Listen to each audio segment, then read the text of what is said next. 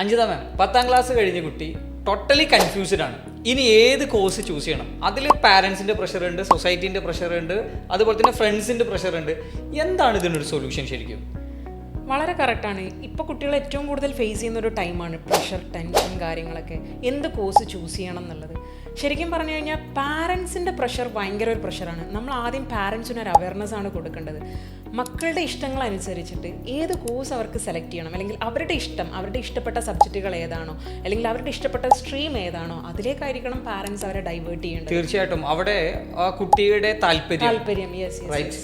അപ്പോൾ അതിലൊരു കുട്ടിക്കൊരു സ്കിൽ ഉണ്ടാവും, ആ കുട്ടിയുടെ ഇൻട്രസ്റ്റ് ഉണ്ടാവും, എയിം ഉണ്ടാവും. അതെന്താന്ന് മിനിമം പാരന്റ് മനസ്സിലാക്കണം. എന്നിട്ട് അതിലേക്കുള്ള ഒരു ഓപ്ഷൻ അല്ലേ, അതിലേക്ക് റൈറ്റ് വേ എന്താന്നുള്ളത് പാരന്റ്സ് ഗൈഡ് ചെയ്യണം എന്നുള്ളതാണ് ശരിക്കും. അതാണ് കറക്റ്റ് ആയിട്ടുള്ളത്. കുട്ടിയുടെ ഇൻട്രസ്റ്റ് എന്താണോ, അല്ലെങ്കിൽ കുട്ടിക്ക് ആവശ്യമായിട്ടുള്ള കരിയർ ഓപ്ഷൻ എന്താണെന്നുള്ളത് കുട്ടിയുടെ താല്പര്യത്തിനനുസരിച്ചിട്ടാണ് നമ്മൾ ചെയ്യേണ്ടത്. അതാണ് ഫസ്റ്റ് പ്രയോറിറ്റി കൊടുക്കേണ്ട ഒരു കാര്യം.